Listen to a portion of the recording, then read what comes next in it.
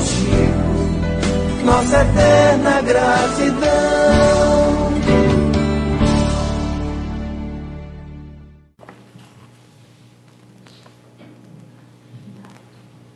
Boa noite a todos.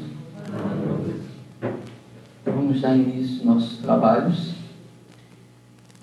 Com grande alegria por ver vocês aqui conosco,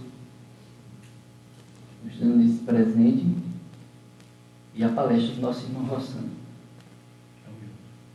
Estamos juntos. Agradecer também aos internautas que estão sintonizados com a TV Chico Xavier. E nós vamos fazer uma pequena leitura do Pão Nosso sobre o grande futuro. Mas agora o meu reino não é daqui. Palavras de Jesus que está em João, capítulo 18.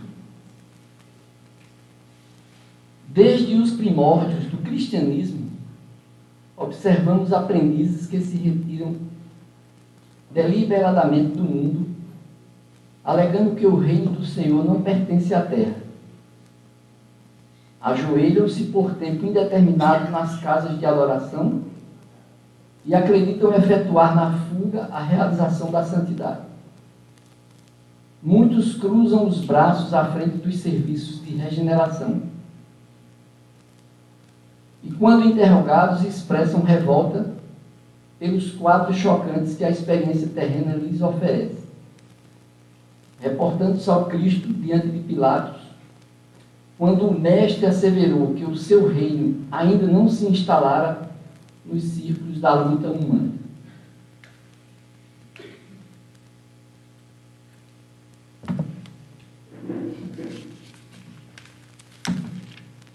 No entanto, é justo ponderar que o Cristo não deserdou o planeta.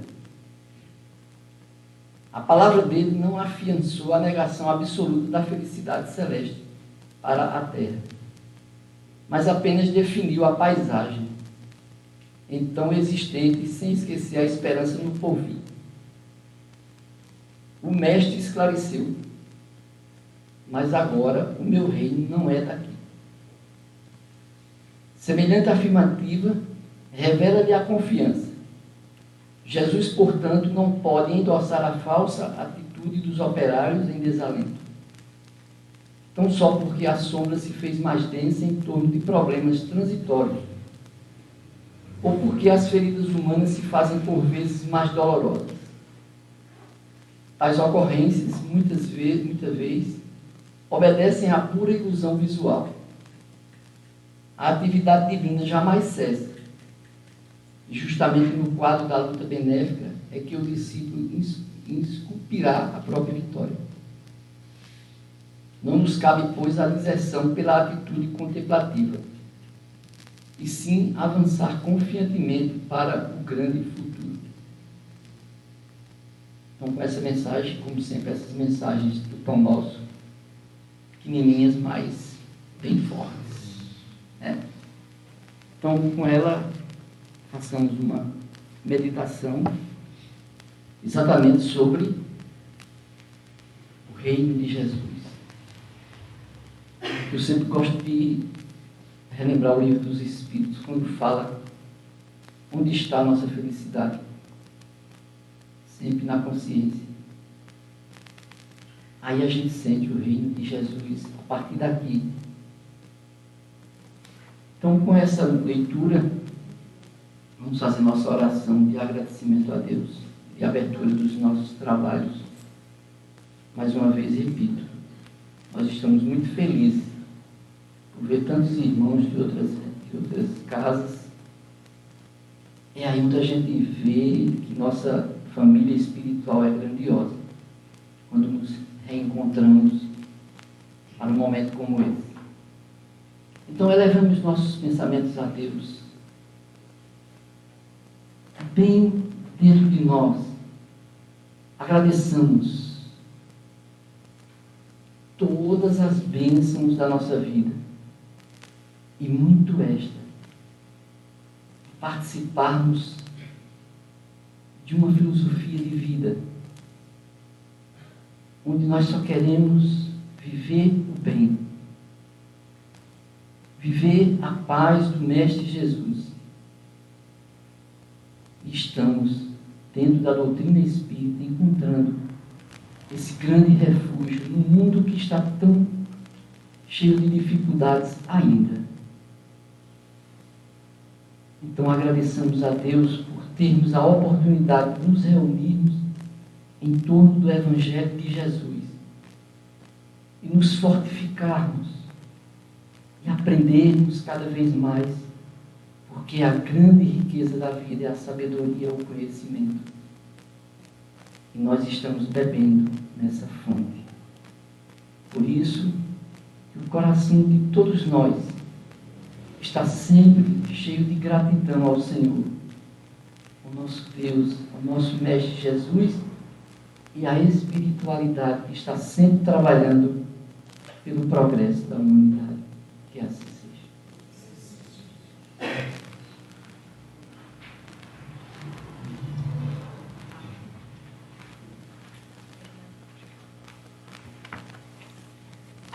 O Evangelho de hoje eu abri a mesmo e é no capítulo 15.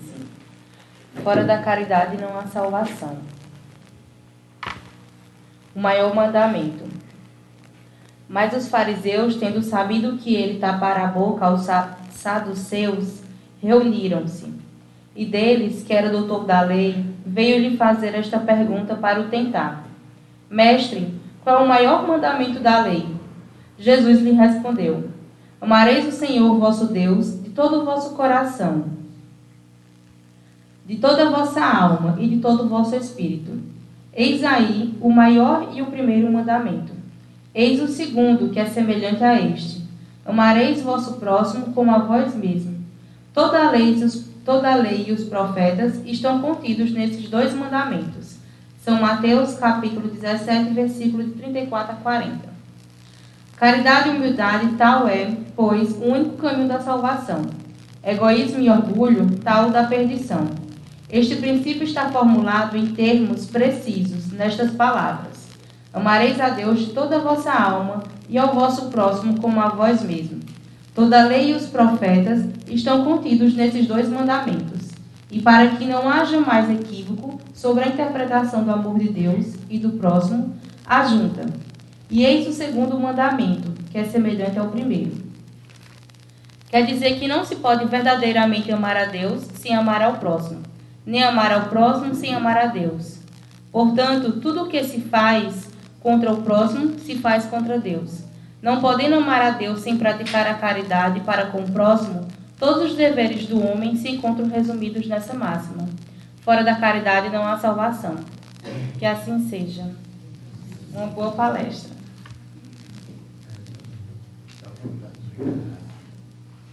Boa noite a todos e a todas. Sempre que, engraçado, quando eu cheguei aqui, perguntaram qual é o capítulo que você quer que abra. Eu disse, deixe vir a esmo, né? Mas na minha cabeça vai vir fora da caridade na salvação. Porque toda vez que eu digo vim a esmo, só cai esse capítulo. Você veja como eu estou precisando ser caridoso. Porque toda vez a gente sempre se pergunta, ainda mais nós que somos reencarnacionistas, né? Há quanto tempo, há quantas vidas nós escutamos a máxima amar a Deus sobre todas as coisas, que é a lei principal, né? E ao próximo como a nós mesmos. E com tanta compreensão intelectual disso, com a certeza de que isso é uma verdade inabalável, ao mesmo tempo é engraçado perceber a nossa dificuldade em viver essa experiência. Ao mesmo tempo, a gente também não pode negar que, comparando historicamente o desenvolvimento espiritual da Terra, a gente já odiou muito mais do que odeia hoje. E a gente pode chegar à seguinte conclusão: hoje a gente ainda odeia, mas se espanta com isso e lamenta, porque ainda tem esse sentimento. E no passado nós odiávamos, achávamos normal e ainda nos achávamos no direito de revide e de vingança. Isso é importante ser dito porque representa uma evolução moral coletiva e individual. A gente sabe que ainda tem gente que ainda odeia profundamente e se sente no direito de vingança, inclusive matar aquele que acha que merece isso. No entanto, quando a gente analisa a sociedade, a gente percebe que existe sim sinais muito claros do quanto a gente avançou. O que não quer dizer que a gente não tenha muito caminho para percorrer. Agora, a dificuldade de perdoar as pessoas. De onde vem essa dificuldade? Quando a gente imagina o conceito de perdão, a gente sempre lida com um conceito que é o conceito de mágoa. A gente tem, na verdade, que entender que só perdoa quem se magoa. Então, a primeira coisa que a gente tem que pensar é que eu preciso trabalhar em mim o sentimento de me tornar maduro a ponto de que os eventos que me circundam, sejam as pessoas ou os eventos que estão com as pessoas, certamente precisam me abalar menos do que tem me abalado até hoje. Você percebe, por exemplo, que na mesma família você tem um problema, tipo um pai alcoólatra, um clássico de uma família assim. Aí tem 5 filhos, né? Aí você tem um filho que se torna alcoólatra como o pai. Repete. Um que odeia e evita o pai. E 3 que, apesar de saber que o pai é alcoólatra, amam o pai. Tipo, eles identificam um ponto cego na personalidade daquele pai, no comportamento, mas não generalizam aquilo para criar uma restrição completa ao indivíduo. Ele consegue olhar a cena, mas ver o filme passando, e não a fotografia de um ponto. A primeira coisa que a gente pensa então sobre isso é que se eu me concentro num ponto, eu sempre vou odiar, eu sempre vou me magoar e eu sempre vou me machucar. Mas, trazendo essa experiência com relação às pessoas que estão externas a nós mesmos, significa dizer que a dificuldade de se perdoar, porque muitas vezes a grande questão é amar ao próximo como a si mesmo ainda não é realidade para mim, porque no fundo eu não me amo. Eu me saboto, eu me menosprezo, eu me sinto menor, eu começo planos que eu não termino, eu vou estudar, mas não faço o possível para alcançar um resultado e lamento quem alcança, eu invejo. Então, no fundo, o que acontece, grosso modo, é que a primeira questão ainda é da ordem do dia: amar a si mesmo. Amar a si mesmo porque nós temos uma tendência emocional de sempre hiperdimensionar esse amor como se fôssemos perfeitos. Então, digamos aqui que nós iríamos hoje estudar, para a gente pensar e refletir, nesse ambiente que é como a casa. Corrente Esperança tem essa característica de casa, sempre foi assim, né? Desde que eu conheço a Corrente Esperança, sempre manteve esse ambiente de estamos juntos tomando um café na mesa discutindo o Evangelho. Existe essa sensação de que a gente está muito próximo do outro e que a gente está conversando uns com os outros. Então, a caridade para comigo. Porque já percebeu que muitas vezes você não cuida de você? Quantas vezes você percebeu que você está num piloto automático e você deixou de ter delicadeza com você mesmo? Às vezes a gente até cobra dos outros, que algumas pessoas olhem para a gente com delicadeza. A gente até reclama que muita gente só faz pedir, pouca gente chega para oferecer. Muita gente exige, pouca gente chega para ofertar, para contribuir, para cuidar de você. Mas a pergunta, e você cuida de você? Quantas vezes você faz as coisas porque tem que fazer? Tem gente, por exemplo, vou dar exemplos bem banais. Tem gente que fica horas e horas sem fazer xixi porque quer continuar trabalhando e esquece que ao fazer isso está comprometendo o próprio corpo. Tem gente que fica horas e horas sem beber água porque é mais conveniente, é mais confortável, não vou levantar, e esquece que está maltratando o próprio corpo. Vocês imaginam que o ano passado eu estava num fluxo de viagem um pouco maior que esse ano, ainda é grande, mas aconteceu um fenômeno incrível. Eu chegava nos lugares completamente esgotado. E um dia eu descobri que eu chegava esgotado por um único motivo: eu não bebi água durante o voo. E eu não bebi água para não ter que ir no banheiro. Vocês acreditam nisso? Eu tenho que levantar, tirar as 2 pessoas que estão sentadas do meu lado, porque eu gosto de ir na janela. E eu chegava, na verdade, desidratado, porque cada 1 hora de voo consome 200 ml de líquido, um copinho d'água. E hoje eu sou o potó. Potó é aquele bichinho que, né, mija a gente, dá aquela, que queima tudo. Porque assim, eu bebo água o tempo inteiro. Eu bebo água indo para João Pessoa, eu bebo água no avião, peço água quando eu entro, eu compro uma garrafinha de água quando eu chego. Então eu vivo indo no banheiro. Aí eu chego hidratado, eu comecei a ver assim comigo: quantas outras coisas eu tenho me negado? Quantas vezes eu tomei um banho sem um mínimo de zelo? Sem um mínimo de, deixa eu respirar pelo menos no banho, deixa eu colocar uma música que eu goste assim no banho. E se eu quiser tomar um banho com luzes de vela, uma noite de romance comigo mesmo, só para criar um clima de conforto, de eu estar ali assim, tá gostoso, tá tocando tipo Enya, eu estou tomando um banho assim com calma, eu estou cantando uma música, entende? Quantas vezes a gente faz coisas no piloto automático e não está mais se cuidando? E é muito comum a gente cobrar dos outros. Ninguém olha para mim, ninguém cuida de mim, ninguém observa. Mas a gente não tem se observado. A gente tem usado mais do que o limite da nossa máquina humana. E a gente sabe que há muitos relatos de vários trabalhadores que desencarnaram antes do tempo porque não cuidaram do corpo físico.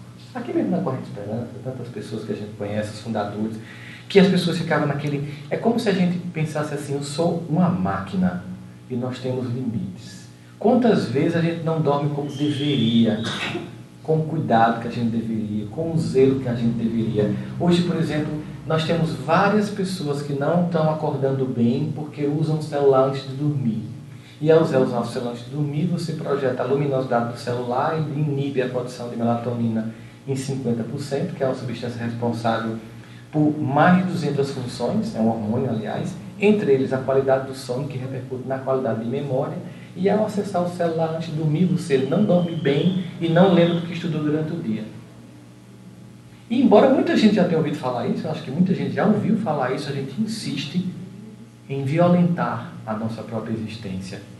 Quantas vezes, quando finalmente a gente se cobra, eu tenho que visitar a vovó, eu tenho que visitar a mamãe, eu tenho que me reunir com meus amigos, eu tenho que marcar um café, e quando marca, está com o celular na mão, e em vez de estar vivendo aquele momento, aquele lugar, aquele relacionamento, está usufruindo daquele contato que talvez amanhã não se repita, porque você pode desencarnar amanhã. Ou sua avó pode não estar semana que vem. E quando você esteve lá, em vez de você simplesmente ignorar esse mundo virtual que te ignora, porque ele não vive com você, você deixa de viver a relação concreta. A gente não está deixando de viver a relação concreta só com as pessoas. A gente não está vivendo uma relação concreta com a gente mesmo. Está faltando zelo, está faltando cuidado com as pessoas. E obviamente, se eu não cuido de mim, se eu não tenho delicadeza comigo, se eu não tenho cuidado comigo, e eu estou no piloto automático, eu também não vou ter cuidado com as pessoas. E, muito infantilmente, eu vou dizer que são vocês que não têm cuidado comigo e vocês vão ver a mesma coisa. É como se a gente estivesse perdendo a delicadeza da vida. Por exemplo, você sabe da importância de passar hidratante? Ainda mais depois dos 40, né, Sandra? 38, né? Para ficar constrangedor, né? De conhecido, né? Ou seja, quantas coisas... Eu estou falando de coisas muito simples, só para a gente ter uma ideia de que se eu não estou cuidando da coisa mais simples, como beber água, me hidratar, tomar um banho com calma, fazer uma prece real, assim, com calma, quando amanhece o dia. Então, tem que fazer... Estou desperto do celular, a gente já acorda com palpitação, aquela agonia, já levanta assim, tem gente que já, e dependendo da idade, quando levanta já trava, porque depois de uma certa idade, se você levantar de vez, ou você tem labirintite, ou você tem um negócio na coluna, das duas ou uma. Então você tem que fazer, aí as pessoas, faça assim, apoie e levante. Já está rindo que deve estar com as duas ou três. Então se você imagine quantas vezes a gente já amanhece o dia e olha para a agenda e já olha os contatos do WhatsApp e... Terminamos aqui com uma última música que Sandro cantou, uma música cantada por o padre Marcelo Rossi. Deus está aqui nesse momento. Mas ele só está aqui nesse momento? Está no momento que eu acordo, no momento que eu durmo? A sua presença é real em meu viver. Ok, mas a minha presença na presença dele tem sido real? Se eu acordo já olhando a minha agenda, se eu acordo já olhando quem postou o que vou curtir, se eu acordo já olhando o WhatsApp, como Deus que está presente usufrui da minha presença? Como é que eu me conecto a Ele? Eu estou cuidando desta relação, estou desenvolvendo, então, com Deus, uma coisa que é fundamental para que essa relação ganhe robusteza, chama-se intimidade. Intimidade é uma palavra que as pessoas associam a muitas coisas, mas, sabe, intimidade é quando você precisa de poucos argumentos e poucos sinais para comunicar muita coisa. Quando, por exemplo, você está começando um relacionamento afetivo com alguém, as pessoas dizem assim, não, porque quando eu namorava com ela, eu falava 5 horas no telefone. Eu digo, claro, você tinha que enganar a pessoa, tem que argumentar muito, tem que vender um personagem. Além disso, se não era isso, você tinha que contar toda a sua história, contar toda a sua família, tudo o que você passou. Então chega um tempo que você já contou tudo. E com a intimidade basta um olhar. Por exemplo, logo quando eu casei com Janine, às vezes ia algum parente mais complicado do meu lado dela, e a Janine falava, tá vindo assim, pessoa tal, então tem cuidado, não comenta sobre tal assunto, evita tal coisa, não fala não sei o que, não faz assim, aí preparava o terreno. Não é assim? Início do casamento. 10 anos depois do casamento, como é que é? De repente chega aquele parente que você sabe que é complicado, inesperadamente, sem avisar, a esposa faz para você e faz... Diz tudo. Aquele olhar comunicou. Quando você olha, aí você lembra de tudo que ela passou antes do Serasa, da informação sobre aquela pessoa. Por quê? É porque a relação está desgastada e não tem mais o que dizer? Não, é intimidade. No começo, quando você vai falar com Deus de manhã, você precisa de muitas palavras, depois baixa sentimentos fortes. Mas eu preciso passar por essa etapa do diálogo, até sentir a presença. E simplesmente, como Jesus estava dizendo ali na prece, nós estamos aqui muito para agradecer. Então, amanhecer o dia cuidando de mim e cuidando da relação com Deus. Caridade para comigo mesmo. Ao invés de olhar o mundo externo, conforme a mensagem que foi lida, em que Jesus diz, meu reino ainda não é deste mundo, ou seja, mas também temos que cuidar desse mundo. Antes de meu olhar ir para o externo, ele voltasse para mim, para o cuidado. Aquele cuidado sereno, do tipo, amanhece o dia, desafios que eu nem sei quais são podem surgir, alguns desafios que eu já sei quais são que eu vou enfrentar, e ao invés daquela infantil petição de Deus me evita passar por isso, me fortalece. Porque tudo que eu passar, levando em consideração o teu amor infinito, e que tudo que tu fazes tem como objetivo me fazer crescer e amadurecer, tudo que eu vier a passar será para o meu crescimento. Mesmo que eu repute, ou que eu nomeie, ou que eu diga que é desgraça, ou que é uma noite traiçoeira, o que são desgraças e noite traiçoeira, se não noites de aprendizado mais difíceis, no entanto necessários. Muitas vezes nós sabemos da nossa própria vida que se não fosse de uma forma mais dura, a gente não tem aprendido certas coisas. A gente sabe muito bem que se não fosse de um jeito mais assim complexo, a gente tinha, não vou aprender agora. Então, quando a gente acorda, desenvolver essa intimidade, esse relacionamento, vai garantir que eu comecei meu dia sintonizando com o alto, sintonizando com Deus. Porque se Ele está em todo momento, e é uma verdade inquestionável, até porque Ele é onisciente, onipresente, onipotente, infinito de todas as possibilidades, eu preciso usufruir de todo esse poder de Deus. Mas para isso, como Ele é muito delicado, como Ele é muito gentil, Ele espera que eu conceda esse espaço no coração. Ele espera que eu conceda esse espaço. O espaço de cuidar da relação com Deus é também uma caridade para comigo, porque é fato. Entre na conta de Deus precisa de mim ou eu preciso de Deus, vocês acham que qual é a opção mais correta?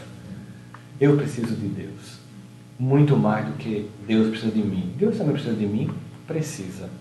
Precisa porque para que essa caridade alcance outros corações mais sedentos, que se encontram em situações mais difíceis, ele precisa daqueles que estão um pouquinho melhor para se transformar nas mãos dele, para se transformar nos ombros amigos que ele também quer que nós sejamos, para ser os olhos que enxergam a injustiça e não calam, porque Deus não vai fazer um prato de comida surgir no lugar das pessoas que têm fome, nem vai chegar e consolar as pessoas. Ele vai nos usar, se nos permitirmos, se nos tornarmos instrumentos dele para sermos essas mãos, esse ombro amigo, esse olhar que vigia, que cuida.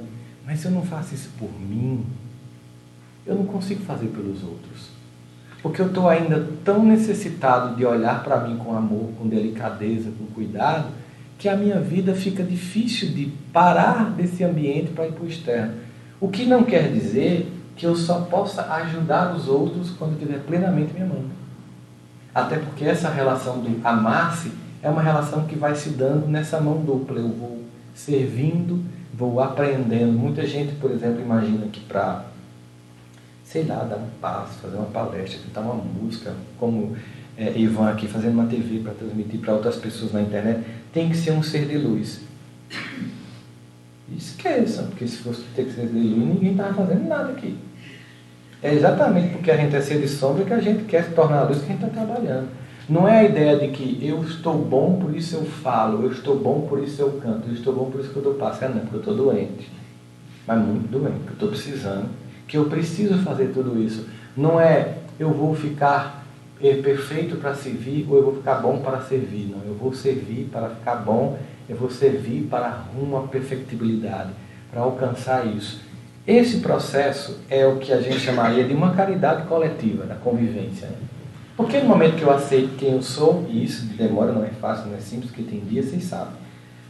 Tem dia que a gente até se acha bonito. Estou bem, tá legal, gostei do cabelo. Até sensualiza no espelho, dá vontade de fazer uma selfie. Mas tem dia que você acorda e vê uma derrota na sua frente.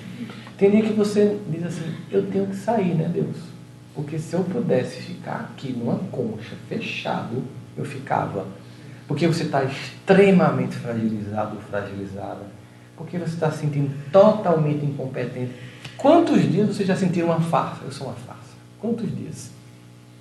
Mas se as pessoas souberem que eu sou uma farsa completa, eu não posso mais viver. Não tem sentido. Porque a gente quer ser perfeito já, né? Olha a caridade de se aceitar ainda como se é, para se transformar em quem a gente pode e quer ser. Fica difícil eu conseguir avançar se eu só critico o que eu sou e não agradeço as conquistas que, com esforço possível, eu tenho feito na minha existência. Mas nós oscilamos. Porque, de fato, se você observar, somente Deus e Jesus é que não oscilaram. Nós oscilamos. É da humanidade isso. Dias bons, dias ruins. Dias em que eu sou bom, dias em que eu sou ruim. Dias em que a minha palavra te resgata e dias em que minha palavra te fere profundamente e te joga no chão. Dia em que eu silencio diante da calúnia e tento defender a pessoa caluniada, e dia sou eu que estou caluniando alguém sem nenhuma evidência, sem nenhuma prova, às vezes por puro prazer de falar. Falar para poder esquecer a minha vida, falar para esquecer o que está acontecendo comigo. Às vezes eu não falo nem de alguém que é um parente, um primo, eu falo de uma celebridade, um cantor, aí é fácil, né? Política, então essa que é fácil de falar mesmo. Aquele verbo que, na verdade, é a nossa tentativa de se esconder de nós mesmos. Como disse Sigmund Freud, quando João fala de Pedro, ele fala muito mais de João do que de Pedro. Então, quando o Rossandro fala de Ivan, o Rossandro está falando muito mais de Rossandro do que de Ivan. Ao falar de alguém, eu estou refletindo a minha personalidade. E quando você olha para isso, você percebe, então eu não vou olhar para esse comportamento que eu preciso combater em mim com um tom moralista, tipo, eu não posso falar mal dos outros. Não, é perda de tempo.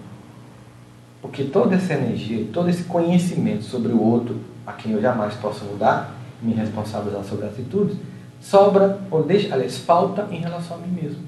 É toda uma energia que eu deixo de viver na minha própria vida para investir falando, observando, tentando compreender a atitude e a relação dos outros. Cuidar de si exige a delicadeza de gostar de você como você é. E aí você começa a ver.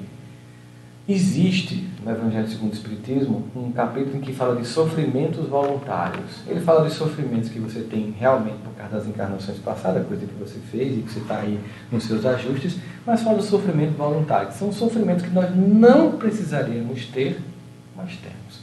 Que nós escolhemos. Eu ousaria dizer que 80% do sofrimento que a gente tem é voluntário. É baseado em sentimentos, por exemplo, de comparação. Você sabe, por exemplo, que o gato sofre menos do que o ser humano, né? E um cachorro. Você já viu, por exemplo, um cachorro dizendo eu queria ser um gato? Ele não tem essa crise, entendeu? Um cachorro não fica triste porque o gato estava numa praia e tirou uma selfie. Ele estava lá e eu não estava. Ele não tem esse sentimento de querer ser o outro ou de se comparar com o outro. Se a gente pegar esses dois sentimentos, querer ser o outro ou se comparar com o outro, ou lamentar pela vida do outro, o que isso tem a ver com a vida passada? Nada. Mas se a gente for olhar no plano terreno hoje, no plano ilusório, que tem a sobreposição da ilusão, né? Porque a gente sempre foi um mundo ilusório, mas a gente tem uma sobreposição de ilusão sobre ilusão, que é as redes sociais. É uma sobreposição de ilusão sobre a ilusão. O mundo é uma ilusão e as redes sociais é a ilusão da ilusão. A maior parte do sofrimento das pessoas hoje, a gente tem, por exemplo, o aumento, o incremento de suicídio infantil de adolescentes de 10 anos para cá, coincidendo com os smartphones nas mãos de redes sociais. Nós temos uma queda em mais de 50% na empatia no planeta, ou seja, a capacidade de se colocar no lugar do outro, tentar entender por que o outro fez aquilo, compreender o que se passou na cabeça do outro quando fez, ou quando pensou, ou quando agiu. E um momento de mais de 50% do narcisismo, que é de vir em função do próprio ego, da própria imagem, aumentando o que o Evangelho coloca, orgulho e egoísmo como chagas da humanidade. Então, quando a gente pensa no sofrimento voluntário, a gente pensa, quais são os sofrimentos voluntários que eu estou tendo na minha vida? Sabe uma coisa que é interessante? É que as pessoas, elas são capazes de planejar a carreira, são capazes de fazer uma escala assim, progressiva, de, por exemplo, para aprender inglês, né? Eu preciso começar com tal coisa, eu vou para a academia. As pessoas são capazes de criar tabelas e programações para tudo, mas não fazem isso com a própria vida emocional e espiritual. Talvez porque seja mais subjetivo, a gente acha que não seja passível de planejamento, de atitude e de escolha. A escolha de eu preciso de paz, eu preciso de harmonia, eu preciso viver com um sentimento mais sereno sobre a minha própria existência, e para fazer isso eu preciso fazer escolhas. Eu preciso fazer recortes da vida, da realidade. Eu preciso olhar com mais serenidade para o mundo e para mim mesmo. Quantas vezes a gente tem feito, nessa busca de ter cuidado consigo mesmo, escolhas de lucidez? Quantas horas você perde, por exemplo, e é engraçado, porque as pessoas falam muito que os meios de comunicação mostram o lixo da humanidade, né? Mostram a coisa mais trash, as cenas mais dantescas, mas é impressionante que são as coisas que mais dão ibope. Se você, por exemplo, entrar no canal do YouTube, o canal do YouTube não é uma coisa que estão passando e você por acaso vai passando na sala e vê, não. Você vai lá, você digita o nome e você busca. O que mais é viralizado em vídeos da internet do YouTube é coisas com relação a tragédias ou piadas grotescas. As pessoas buscam aquilo, não é imposta para elas. Se você pegar a somatória de todos os homens da religião no Brasil que falam, tem um canal no YouTube, versus que tem um humorista, nem compara nos meus seguidores.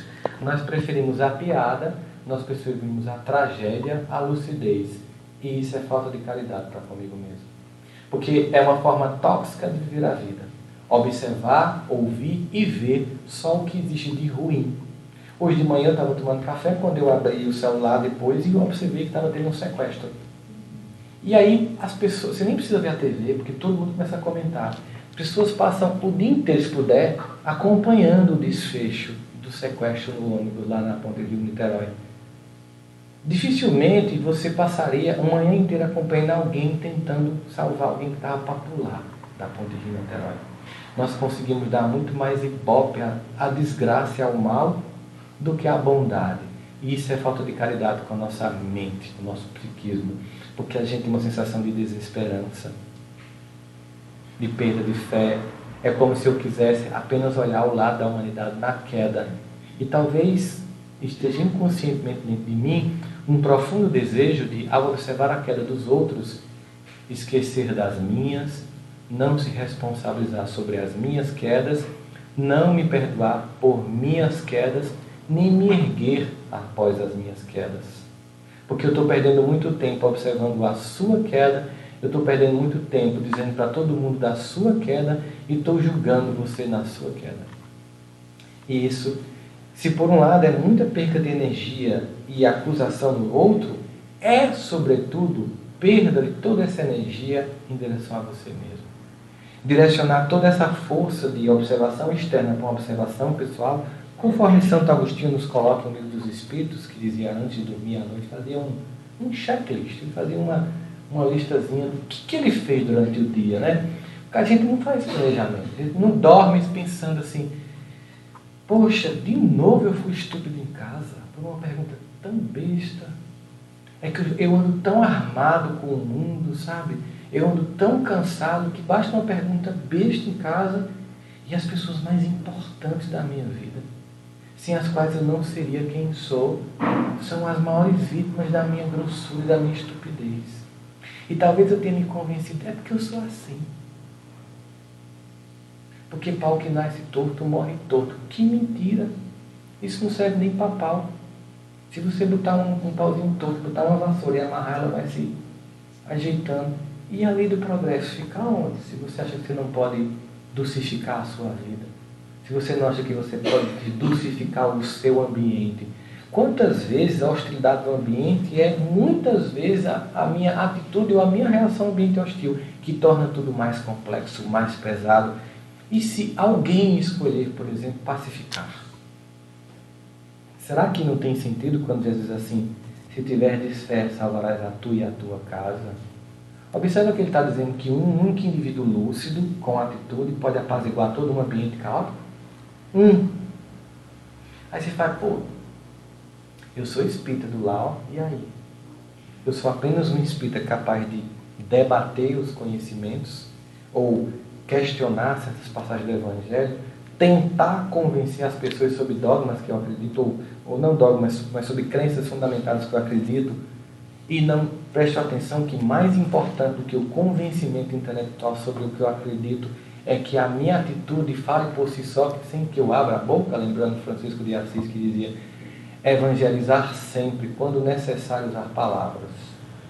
Coloca isso na tua vida e imagine isso com você mesmo, né?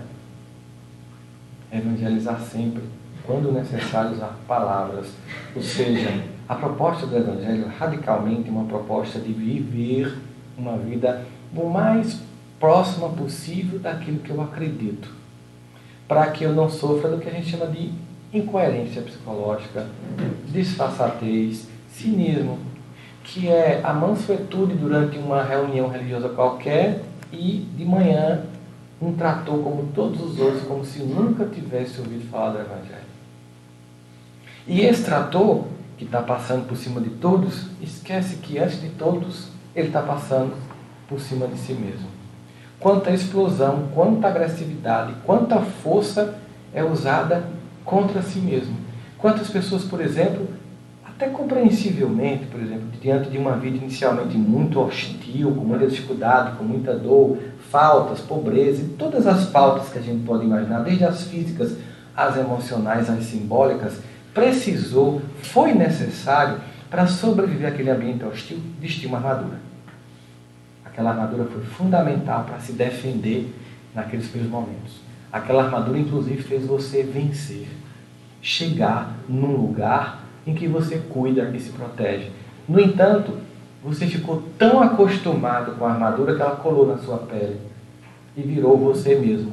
E hoje não precisava de tanta força, de tanta rigidez, de tanta agressividade, de tanta impulsividade, mas você criou um modus operandi assim, sem nunca refletir, e está sempre lá no embate. Vamos lá, quem quer ir para a guerra?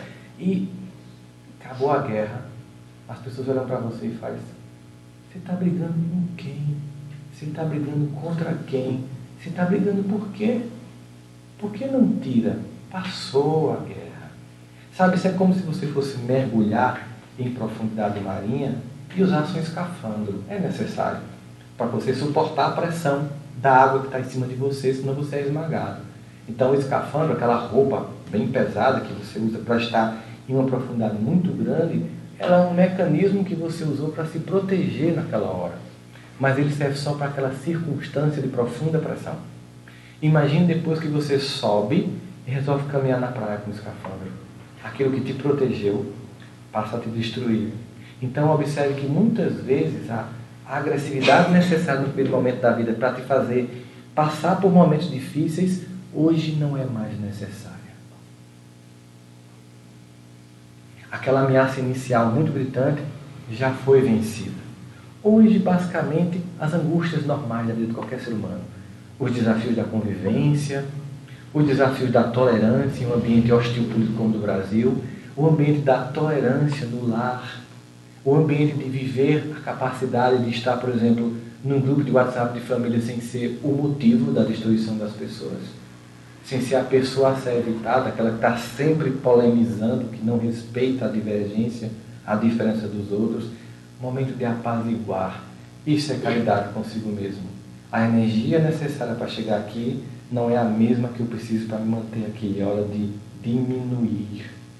É hora de entender, por exemplo, que chegou o momento de viver uma vida mais voltada para o mais sereno. Selecionar o que entra na minha cabeça, o que eu vejo nos meus olhos. A gente, inclusive, seleciona até com quem a gente convive. Porque, obviamente, a gente também precisa entender que para poder estar apaziguado comigo, eu tenho que me aproximar de pessoas que estão nesse momento psicológico, vibrando um processo de busca de apaziguamento. E muitas vezes eu tenho que tomar a decisão difícil de me distanciar temporariamente de pessoas tóxicas. Amigos que já não estão vibrando o que eu estou vibrando, não querem avançar comigo e querem continuar na retaguarda. Não é um abandono. Não dá mais para continuar. Sabe aquela música? Faça uma lista dos velhos amigos, o que você teve, hoje não tem mais. Um dia eu estava em casa, minha esposa estava escutando e ela, eu achei essa música tão bonita. Eu não, acho deprimente. Ela disse, por quê? Eu disse, porque assim, muitos amigos que hoje não é que viraram inimigos, mas que não estão no circuito de amigos, não é porque a gente se intrigou, não. É porque, por exemplo, era amigo que morava na mesma rua, porque estudava na mesma escola, porque fazia a mesma faculdade, porque frequentava o mesmo centro, porque morava na mesma cidade. E no momento que eu me afastei, tem pessoas que você continua, sempre que se encontra, a sintonia é alta. Né, Sandra? A gente sempre que se encontra, mesmo é raramente a sintonia é alta.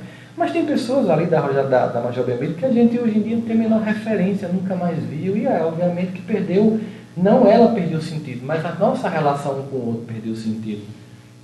No momento que eu fico lamentando pelas relações que deixaram de existir, seja porque a gente se afastou, porque não tinha mais sentido estarmos juntos, seja porque desencarnou, no momento que eu estou o tempo inteiro no lamento por quem se foi, eu não abro meu coração para os que chegam. E a vida sempre oferece novas circunstâncias, novas pessoas, novas possibilidades de afeto. E não tem a ver com simplesmente substituir quem estava por quem chegou. Não, é o caminhar da vida, das relações. Muitas vezes, no meu processo de cuidar de mim, eu tenho que cuidar quem está perto de mim. E eu tenho que me distanciar de pessoas que são tóxicas para mim. Eu posso até ajudá-las, eu posso até fazer preces, eu posso me dispor a encaminhar para um serviço religioso se a pessoa quiser, mas continuar com pessoas que só me levam para um caminho de equívoco profundo em todas as áreas, que sempre estão me levando para baixo, eu sempre apenas só caluniando. Sabe que tem gente que realmente ela não muda a vibração. E às vezes você fica querendo ali ajudar e você não consegue, porque assim, ela está muito mais tóxica porque você está luz. Então é preciso ser muito luz para estar perto de uma pessoa tóxica e não se intoxicar com ela e iluminar ela. Não é meu caso.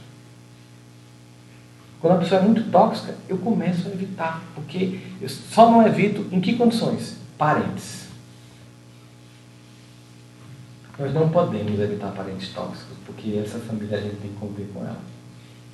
Mas a gente pode diminuir o convívio, né? Visitar amigos, sim, porque a relação está difícil. E aí eu estou falando de parentes que não têm um impacto muito importante. Tipo assim, é um primo meu que é muito difícil, sempre mal-humorado, sempre irritante. Eu não consigo, quando eu vou lá, em vez de eu equilibrar essa pessoa, eu desequilibro. Mas se essa pessoa for, por exemplo, a minha mãe, meu avô, meu irmão, eu não posso deixar de conviver. Eu tenho um dever. Eu tenho um dever de chegar lá, fazer preces antes de ir, fazer preces enquanto estou lá, fazer preces depois que estou lá e esperar que um dia aquela pessoa acorde. Mas eu não posso ignorar pessoas fundamentais e importantes na minha vida. Às vezes é difícil.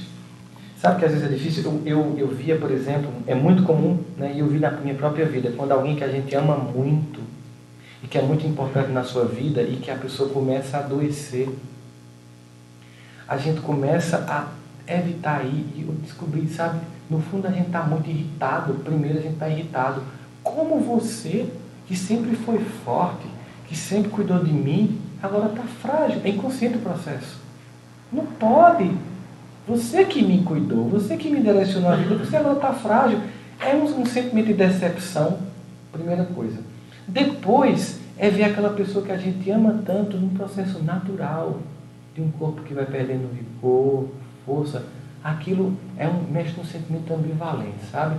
Por um lado, a gente lamenta, mas você sempre foi forte. Por outro, a gente tem raiva, porque você deveria continuar sendo forte. E ao mesmo tempo a gente se sente culpado por esse sentimento. Mexe com a cabeça, gente. Você fica assim.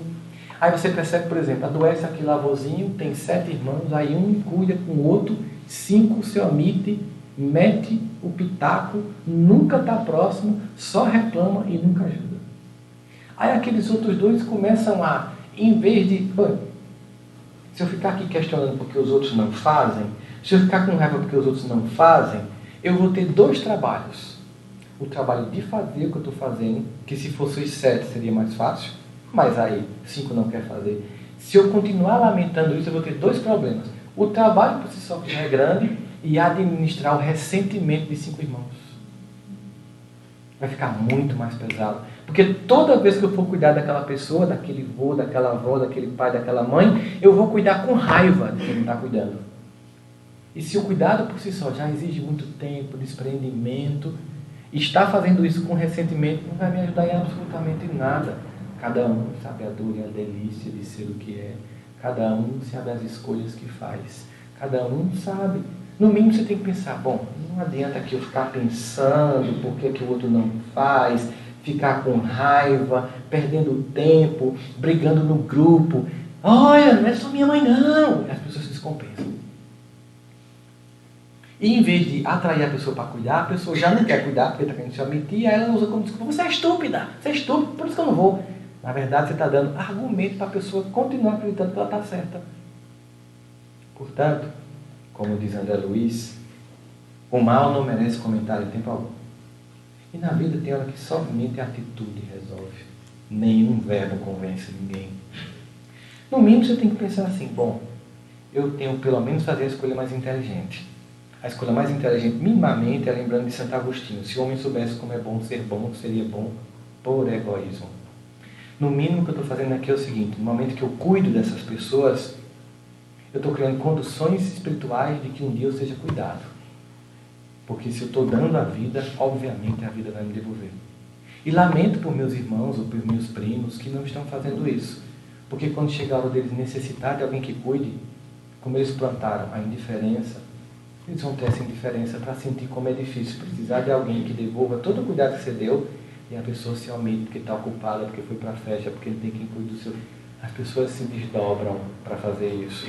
Em toda a família tem isso, mas a gente pode, em qualquer circunstância, ter caridade com a gente mesmo. No momento em que estou cuidando de alguém, que deveria estar sendo com muitas pessoas cuidando, enquanto eu estou adiando quem não está cuidando, eu não estou tendo caridade comigo.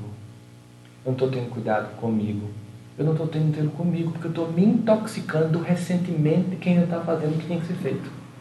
Enquanto que eu deveria estar agradecendo a Deus porque eu estou fazendo o que tem que ser feito. Mesmo que esteja mais pesado, porque você deveria estar comigo rachando essa atividade. Mesmo que seja mais pesado, bom, mas eu estou fazendo. Lembrando muitos anos de antes, o mal que nos faz mal não é o mal que nos fazem, é o mal que nós fazemos. Então, que bom que não sou eu o neto omisso. Que bom que não sou eu o filho que está se omitindo nesse momento. Que bom que sou eu que cuida. E eu não posso pegar, por exemplo, minha irmã, meu irmão, meu primo, que tem um monte de virtude, que tem outras qualidades, e por causa desse momento em que ele não está cumprindo esse papel, odiar. E anular todo o resto da convivência. Porque aí, quando meu vozinho morreu, meu pai ou minha mãe morrer, além do luto, da falta física temporária dessa pessoa que eu amo, eu vou estar vendo o luto de relações reais que eu me distanciei por ressentimento. Isso é falta de caridade no meu coração. Porque eu vou enterrar uma pessoa que realmente precisa devolver o corpo à terra e vou simbolicamente enterrar pessoas por incapacidade de compreender o tempo psicológico de cada um. Cada um faz o que pode, cada um dá o que tem. A pessoa às vezes não é bom naquilo, mas é bom em outra coisa. Não adianta cobrar, exigir que as pessoas sejam como eu, que tenham o mesmo compromisso que eu tenha, que façam do meu jeito, que tenham a mesma agilidade. Já percebeu quantas vezes a gente briga em casa porque as pessoas façam do mesmo jeito que a gente faz? Que façam do mesmo tempo que a gente faz? Veja que arrogância é como se eu fosse o padrão de comportamento humano. Me dá que eu faço. No fundo, você entrega para a pessoa para ela não fazer como você faria, para você tomar de volta e dizer, está vendo, eu sou a vítima, só é o que faço nessa casa. Você não deixa as pessoas fazerem do jeito dela, você não deixa as pessoas fazerem no tempo dela, você não deixa as pessoas aprender. Imagina se Deus dissesse para você, não faz nada porque eu vou fazer isso incompetente. A gente não avançaria nunca. Cada um faz do seu jeito, do seu tempo, do seu modo, e eu tenho que ter paciência de entender o tempo de cada um. Mas se eu estou naquele modo combate, eu não consigo. Eu estou sempre tornando o ambiente tóxico porque eu estou tóxico no fundo, no fundo. E não é porque eu sou uma pessoa ruim, sabe? Muitas vezes a gente não faz isso porque a gente é ruim, perverso. Não é porque é incompetente mesmo, sabe? Incompetente em gerenciar as próprias emoções. Incompetente em observar as emoções. Incompetente em perceber, rapaz, há quantos anos eu estou repetindo esse comportamento e está dando o mesmo resultado e eu estou insistindo em achar que estou certo. Será que não dá para perceber que eu preciso modificar? Não seria caridade comigo investir essa energia de observação do outro e observar para mim e dizer, eu preciso modificar meu comportamento.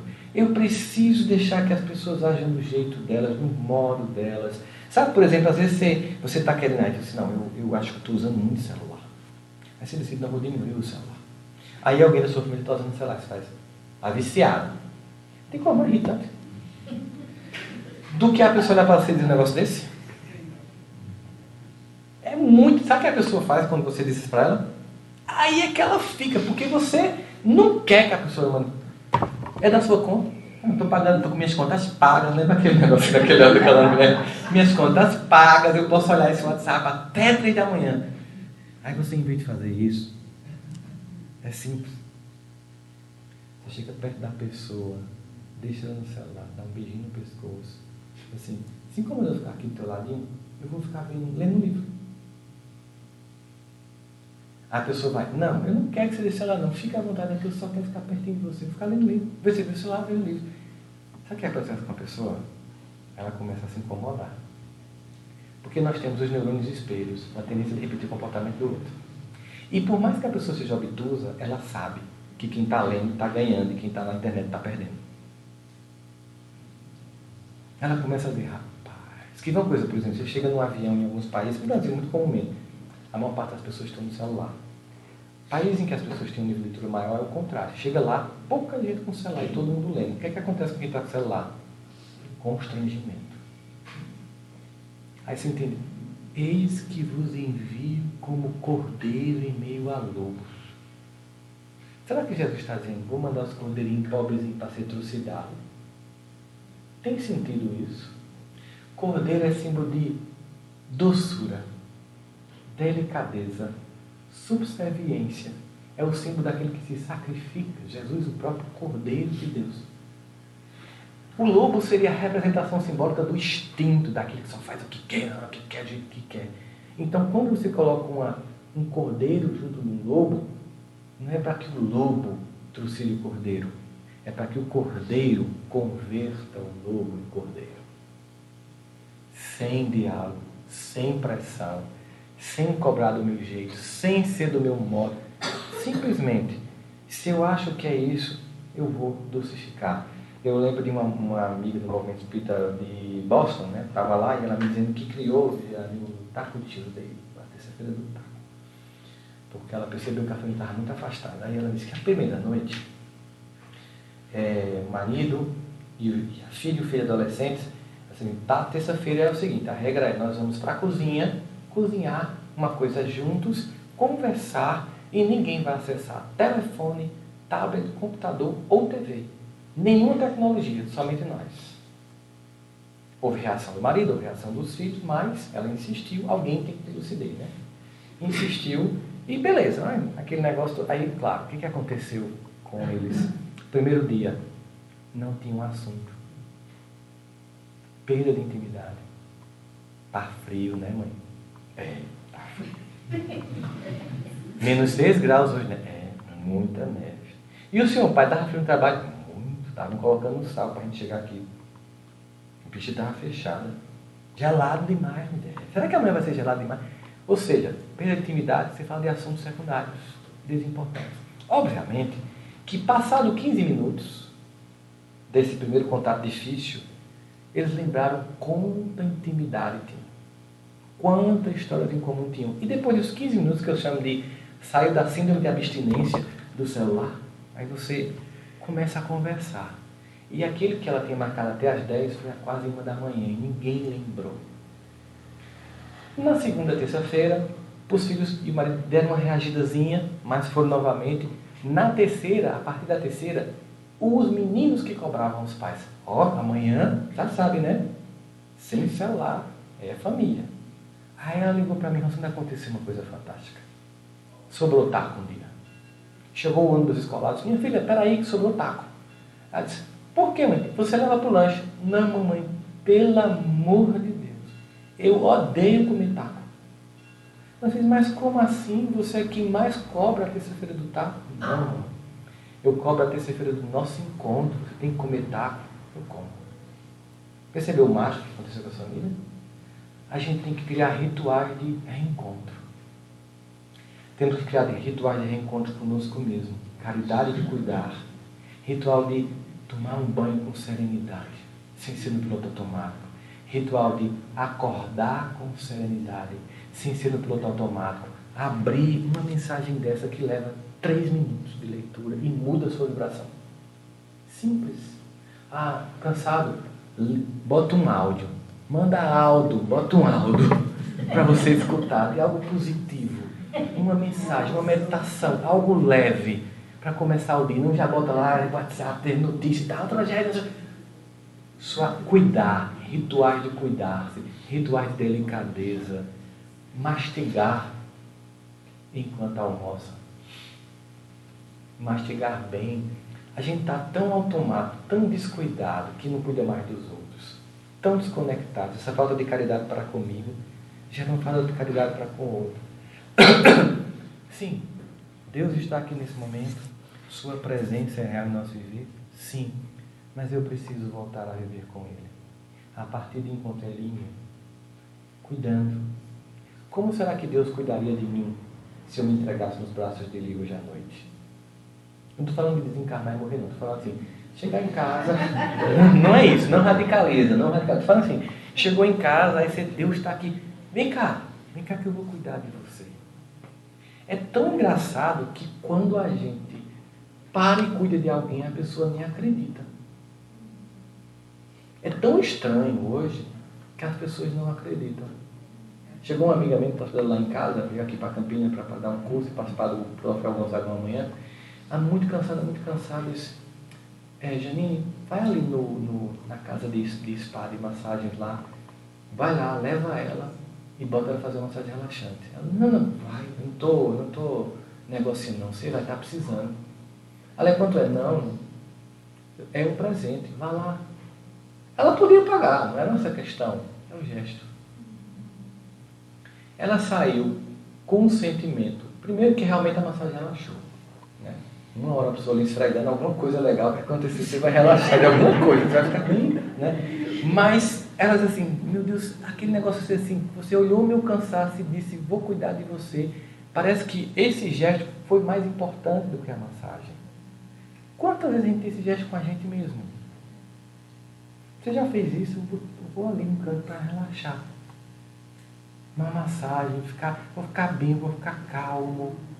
A gente deixou de se cuidar, falta caridade pessoal, falta caridade coletiva. Se eu chegasse hoje e Deus estivesse em casa, o que é que eu queria que Ele fizesse comigo? O que é que eu queria que Ele dissesse? Que gesto dele representaria o cuidado de um pai para com um filho? Eu vou fazer isso comigo hoje. Aquilo que eu queria que Deus fizesse comigo hoje, eu vou fazer comigo hoje. Fazendo isso comigo hoje, eu vou aprender a fazer com outras pessoas. E aí, finalmente, eu vou entender o que é fraternidade. É um conjunto de comportamentos reais de cuidado coletivo. É quando eu saio do padrão egoístico, ou piloto automático de ser, e começo a cuidar de mim. E ao cuidar de mim, vejo como isso impacta positivo em mim, como isso me deixa mais leve, mais sereno. Aí eu vou cuidar dos outros. Às vezes é tão simples. Às vezes cuidar do outro, sabe aquela pessoa que você, quando vai atender, você faz, ai meu Deus, fulano está ligando, Jesus. Aí em vez de ficar esperando, liga para essa pessoa hoje. Ela vai dizer assim, não acredito, você ligou para mim, porque ela sempre pede. Essa pessoa sempre pede, mas aí Paulo diz, eu devo a gregos e a bárbaros. Porque eu devo a quem está acima. Quem me deu e eu não tenho nem como devolver. Então eu devo a quem está abaixo, que eu só vou dar e não tem como me devolver. Porque eu recebo daqui para entregar aqui. É fluxo. Não é contabilidade infantil, te dei, você tem que me pagar. Não, eu recebo, portanto eu dou. E aí eu entendo como é serena, como é tranquila a oração de São Francisco de Assis. Fazei-me um instrumento de tua paz. Amar que ser amado. Isso não é oração do tolo, de quem ama, quem não quer amar. É quem tem tanto amor que é em abundância. Perdoar que se perdoar. Compreender que se compreendido. Percebe? Agora, aplique isso na tua vida. Começa com você. Se ame mais do que exige o amor dos outros. Se cuide mais do que se exige que os outros cuidem de você. E essa experiência de caridade pessoal, de zelo, de cuidado, vai se refletir na sua capacidade de fazer isso com os outros. E aí você vai perceber como Deus é real em nossas vidas. Contando que nós possamos ser real na nossa própria vida e na vida dos outros. Nós vamos sentir em todas as mãos a mão de Deus. Nós vamos sentir no nosso olhar, no olhar dos outros que cuidam, o olhar de Deus, a observância, o cuidado e o carinho. Porque senão vai continuar sendo só estudos, só compreensão, só disputa teológica e jamais uma experiência prática e serena de se permitir viver, experimentar um pai que não abandona nunca nem um filho, porque ama cada um de nós do jeito que nós somos. Muito obrigado a todos, muita paz no coração.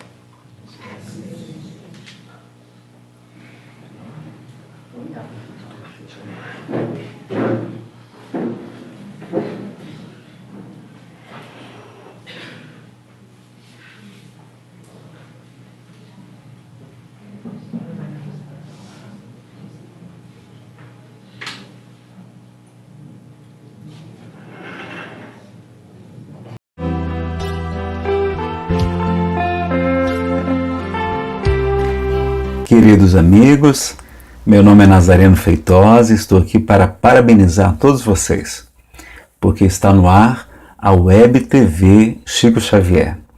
Enfim, é uma grande notícia saber que temos companheiros dedicados aí de Campina Grande. Mandar um grande abraço ao nosso querido Ivan Farias e parabenizar por essa iniciativa tão nobre. Porque se a gente divulgasse mais a doutrina espírita, será que nós não teríamos um mundo melhor? Com menos suicídios, menos crimes, menos abortos, menos corrupção. Será que os corruptos, os que se deixam corromper, fariam da mesma maneira tudo o que fazem, se soubessem que a vida prossegue e que responderão pelos seus atos? Quantas mãezinhas sofrendo porque um filhinho retornou ao mundo espiritual? Quantos médiuns com a mediunidade torturada? Quantas pessoas padecendo obsessões graves que poderiam obter auxílio também na doutrina espírita? E, sobretudo, a questão dos suicídios que nós poderíamos evitar. Então, parabéns a todos vocês, aos amigos aí de Campina Grande, que essa TV Chico Xavier seja um grande sucesso, porque a vida deste homem é extraordinária. Falar de Chico em uma palestra é impossível. Nós precisamos realmente de uma rádio, de uma TV, falando 24 horas, todos 7 dias por semana, para poder cobrir um pouco dos muitos lindos casos de Chico Xavier, de tantas lições, de tantos ensinamentos, para falar das suas obras extraordinárias, enfim, tanto conhecimento que é luz para a humanidade. O Espírito Emmanuel, no livro Estude Viva, no capítulo 40, vai falar que o Espiritismo solicita uma espécie permanente de caridade, a caridade da sua própria divulgação. Então, vamos em frente com essa grande caridade que leva consolo, esperança, fé, alegria e esclarecimento para muitos corações. Um grande abraço, fiquem todos com Deus.